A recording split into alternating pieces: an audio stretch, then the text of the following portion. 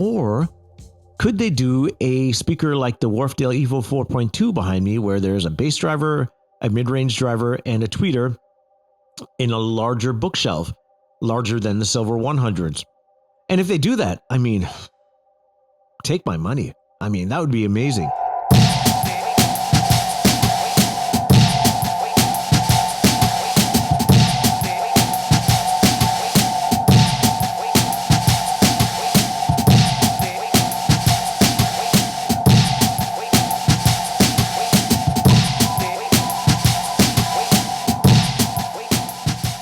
To say that I've been looking forward to this speaker is a bit of an understatement.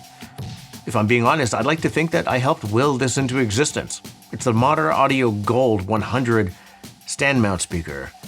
I can't think of this being a bookshelf speaker, though I imagine you could fit it onto one. Oh, and of course, if you wouldn't mind just liking the video, subscribe to the channel, it helped me out a ton, help me get more products like this in for review. Cheers. The expanded Gold Series models also include 2 floor standard models, a smaller 2-way bookshelf speaker, a center channel, and an on-wall speaker, which I also like to think of as a rear channel speaker. I feel like in my smaller room, an on-wall speaker works perfectly as a rear speaker. It takes up less space. It's closer to my ears. I'm a fan. It's got a micropleated diaphragm MPD3 high-frequency transducer, a 3-inch mid-range driver, and an 8-inch mid-bass driver. Around the back is a HIFI port with a tuning frequency of 38 Hz. Crossover frequencies are 700 Hz and 2.6 kHz respectively. Nominal impedance is 4 ohms, sensitivity is 86.5 decibels. Recommended amplifier power is 130 to 500 watts and has an in-room frequency response of 32 Hz to 60 kHz. It measures 17 inches high, 9 inches wide, and 14 inches deep, and they weigh 30 pounds each. They're available in the wood veneer finish featured here, and also in high gloss black and satin white. They also include individual magnetic grills, and they retail for $4,000 US a pair. For me, there's really no bones about it. Monitor Audio makes gorgeous looking speakers, and this new Gold series is no different. I was already smitten with the Silver series, and if you like that, there are some really interesting upgrades to these speakers. Notably, first is the finish. Even though it's a veneer, it's really striking looking. It's beautifully finished with a realistic wood grain. The drivers are an off-white/gray, and they're dimpled to help with velocity. And the drivers are surrounded in black. It's very complementary, it looks very striking, and the finish of these speakers does change quite a bit depending on how your room is lit. Myself, unfortunately, I live in a condo and I suffer from horribly blue tinted windows, which leaves a cast on all the speakers that I shoot, so I generally don't shoot anymore during the day just because all the speakers just look off all the time and there's no real way to correct it. During the evenings though, with dimly lit environments, the drivers pop really nicely and the cabinets tend to disappear onto my dark walls. But then when I have it lit in my studio, it just looks gorgeous. So, I mean, I don't know why you needed to know that, but I'm just telling you. At the top of the speaker, where the high frequency transducer juts out a little bit, it bleeds over to the top edge, so it's no longer just a uniform box. There's a bit of a rounded black area. I'm sure there was a technical reason why they did it, but it also just looks cool. If I was to unfairly compare this against the Silver 100 that I had in for review, everything is just elevated. It's a better build, the binding posts are nicer, the driver surrounds are nicer, the finish is nicer. Everything looks understandably elevated, and it's gold after all. It's a better, more improved, more refined speaker. These speakers did come partnered with the Rotel RAS 5000 streaming integrated amplifier, and that was the primary amplifier pairing that I did use. But when I did first get them in-house, I did pair them with the Macintosh MA5300 integrated amplifier and also the Cambridge Audio Evo 150 streaming integrated amplifier, and also the brand new EXA 100, also from Cambridge Audio. All 4 of these amplifiers had no problem powering these speakers.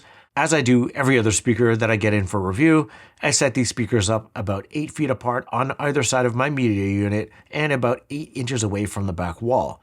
My sources were the Apple TV 4K, the Cambridge Audio CXN V2 streamer, and the CXC CD player. Actually, I'm lying, I almost never use the CD player. And to fill in the low end, on occasion, was the Martin Logan Dynamo 10 subwoofer. The sound of the speaker is also very refined. What I mean by refined is, even with 8-inch bass drivers on these speakers, it's not overwhelming bass output. It's very tight, balanced sound coming out of the speaker. It's not forceful, deep bass. It's a tight, controlled bass, even in my small room. So curb your expectations if you're like me and you like big, fat, bloated bass. Playing something like Midnight on a Rainbow Road from Leon Vinehall, it is a big atmospheric presentation. It's more atmospheric than it is deep. There's lots of space, amazing top to bottom sound with an all-enveloping left to right sound field. Now, I did campaign for a large 3-way stand-mount speaker like this because my experience with the Silver 300s was that I really enjoyed the way the mid-range was presented, the way vocals sounded, the lush synths in electronic music, better vocals from artists like Lana Del Rey. I just felt like it sounded better, and this speaker is no different. The mid-range helps it sound incredibly neutral and balanced and all the fun audiophile buzzwords. It's kind of true here.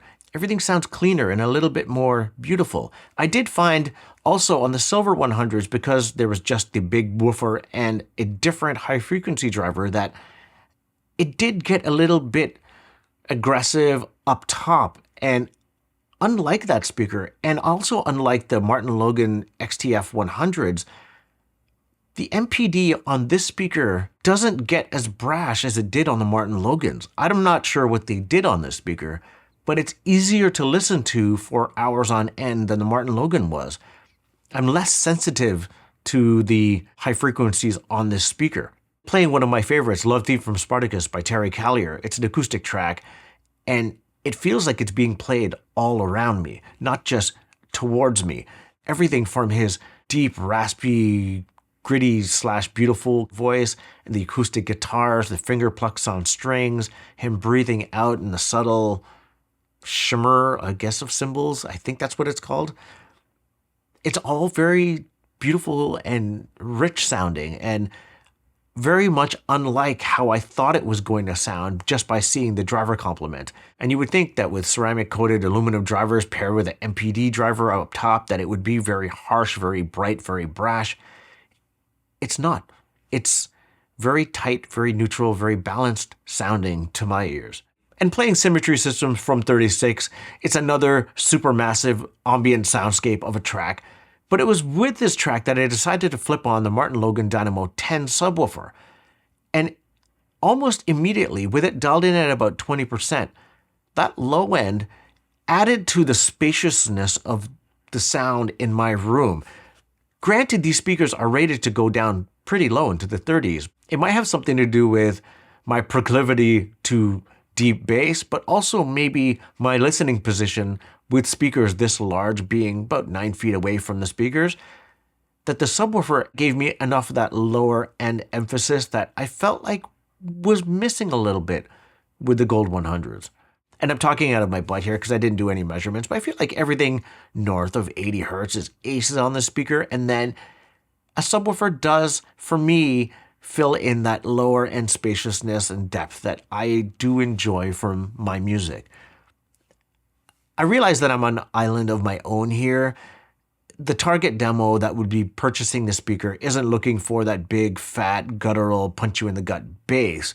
They are looking for a tighter, controlled presentation. But to help explain my position, when I do play something a bit more modern, a bit more my speed, something with a bit more lower end emphasis and tighter, faster stop and start drums, like S100 from ASC, my current favorite tune of the year.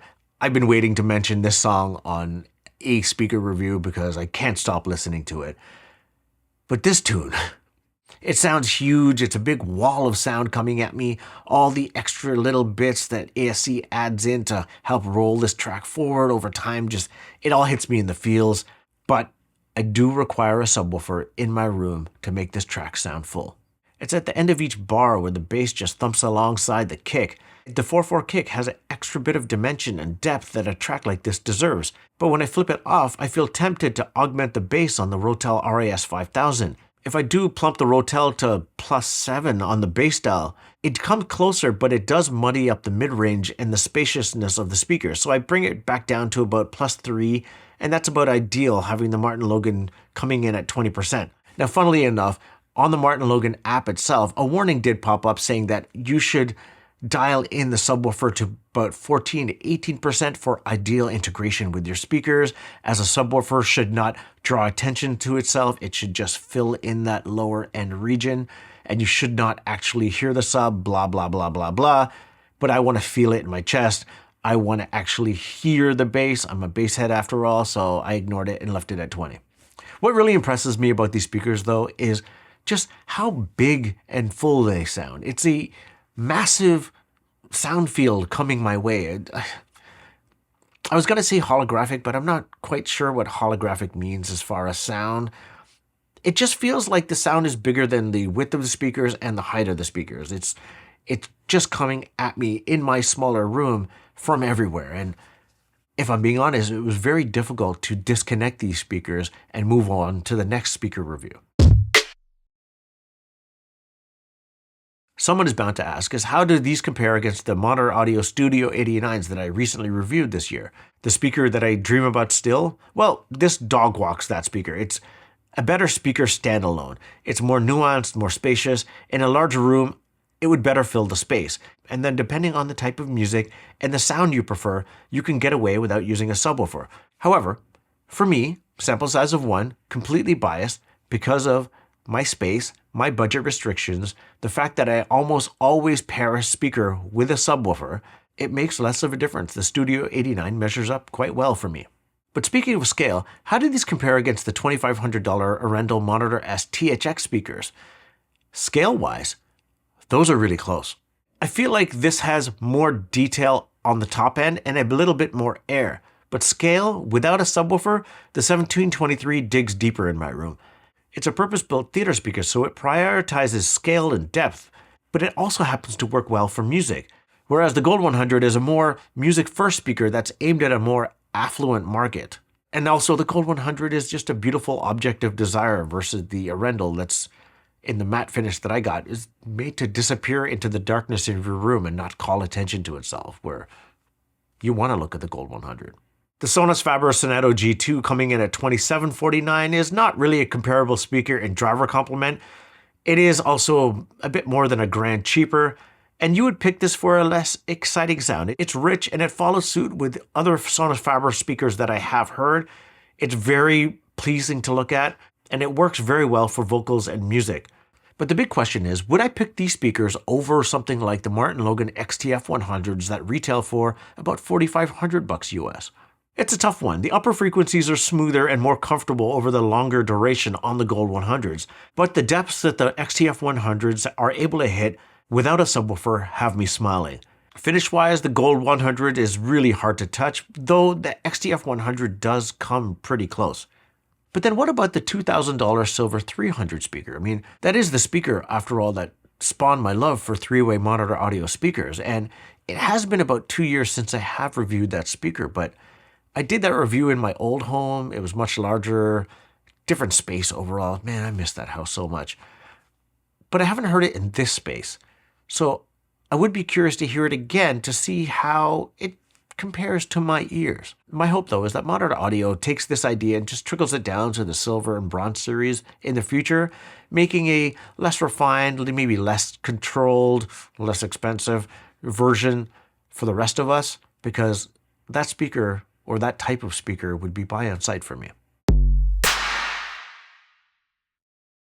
I really enjoyed my time with these speakers. I love listening to these for hours on end.